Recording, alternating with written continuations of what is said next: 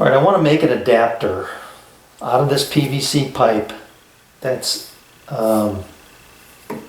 it's supposedly 1.25 inches, but 1.25 inches measures like almost 1 3/8 inside diameter.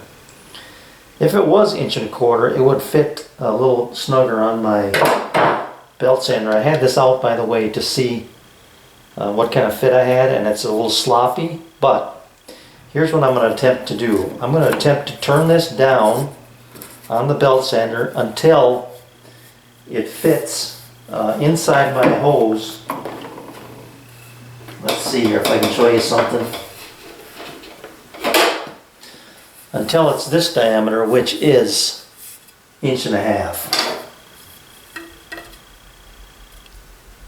Yeah, 1.5 inches. This currently measures 1 5/8 inches outside diameter. So a 1/16 of an inch all the way around. To reduce that diameter, I think I can do it. I'll just constantly check my measurements here. And if I had a little taper on it, that wouldn't be all that bad either. So let's see how well I can do this here.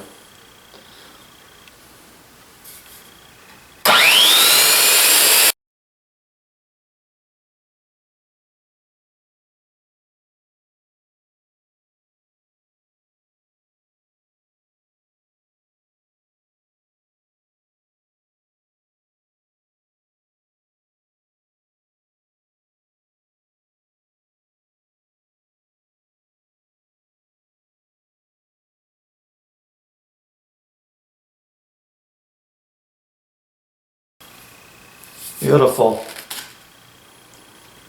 So this taper,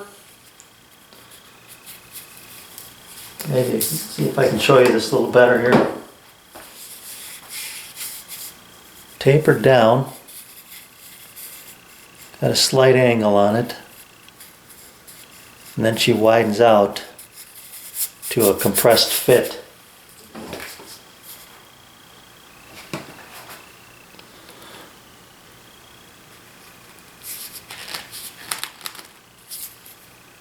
That'll be nice. Much easier than throwing that other adapter in there.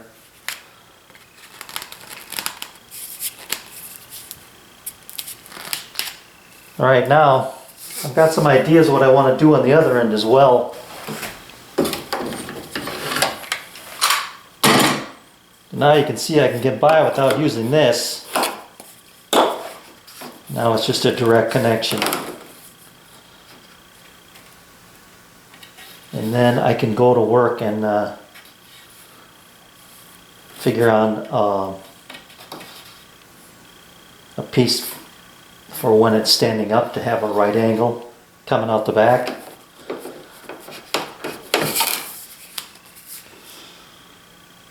That's cool.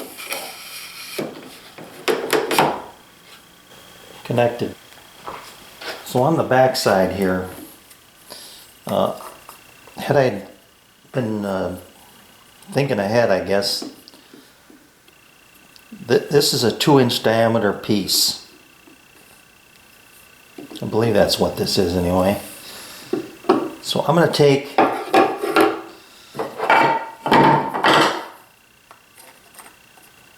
yeah, 2-inch. So I'm going to take this 2-inch bit and attempt, first of all, I'm going to, well, I guess I'll try this first. I'll put it in my drill press, lock it down, and see if I can kind of auger out this hole,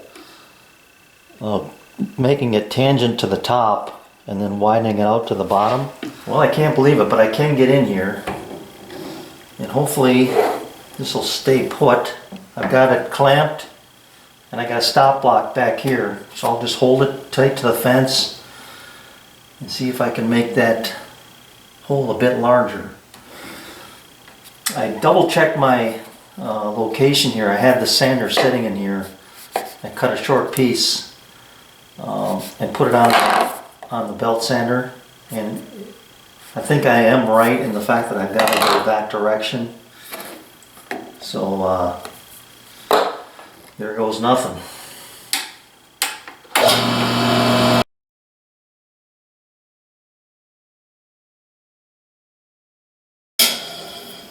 Well, that was pretty easy. It would have been a lot easier to do it before I assembled this thing, but given where I'm at, that was easy. So I'm gonna slide over, make a second hole, make an oval. All right, I decided to go 1.25 inches. I made a mark and then scribed my line. So that's what I have to set up to.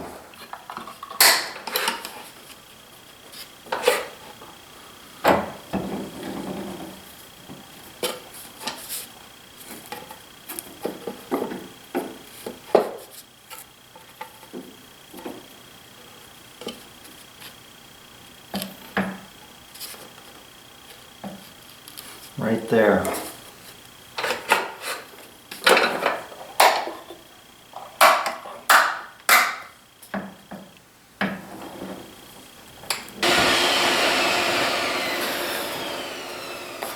All right, that looks really good. I'm gonna make a third cut, and then I'll file the two edges flat. I know it might be hard to see this, but the exhaust port for the sander is right there. Then I put the my piece that I cut originally was more than twice as long what I needed, but I cut it one side probably whatever 55-45, and this is the short side. I'm able to bring it in, make the turn, put it over there and push it forward. So that's going to work beautifully. And then I got to get my O-ring on there, but I think that will work just lovely. Now I'm wondering about movement back here. I might have to do something to keep this in place, but we'll see.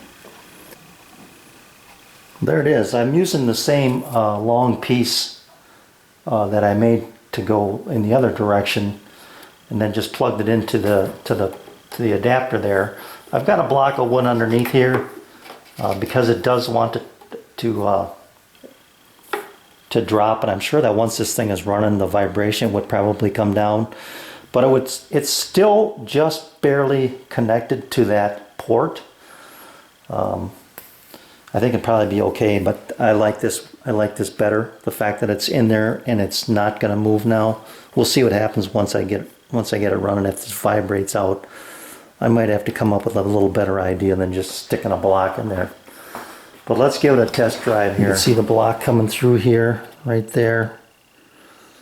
I think what might be better would be to make a little right angle piece that'll mount underneath here to keep it from moving.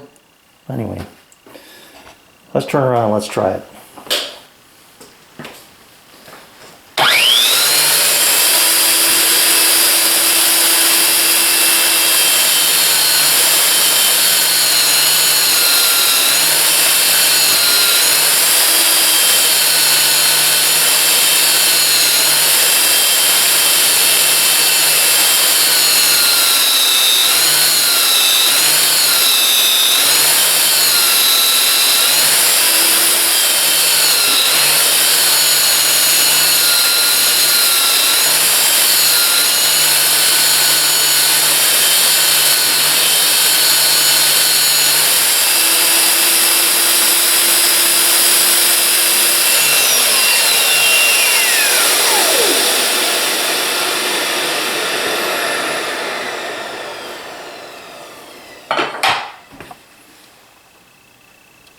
It worked pretty slick. I'm just seeing if I've still got my O-ring.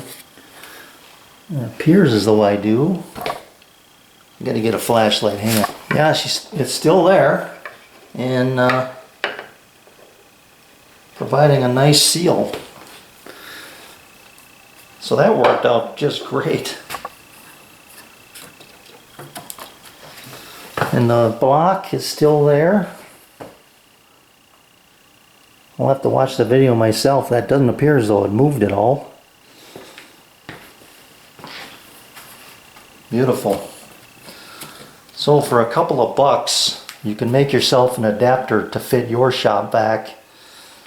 And this is as simple as it gets. And I'm really happy that I didn't go hog wild and build some of these things that I've seen out there. It works, and probably the most expensive thing that I've got into this would be if I had to buy this extrusion and a couple knobs, and that's it. You know, the belt sander, you got to assume that you've already got that, or you're willing to spend money on that. I think that's about $250, somewhere in there. So there you go. A couple of pieces of ordinary PVC pipe, a little wooden block. You got yourself excellent dust ring control for this Makita 9404. I'm really looking forward to using this. This is going to be really nice, and it's simple, and that's the part I like. It's just so simple. 3-piece box. Like I said, I could have done a little better job of laying this out before I built it, but I'm very pleased with the way it turned out. So it's going to be a new arsenal in my tool set up here. You can see that I can get this thing stowed away with. This is nothing. I'll just lay in the drawer with it, but that's it.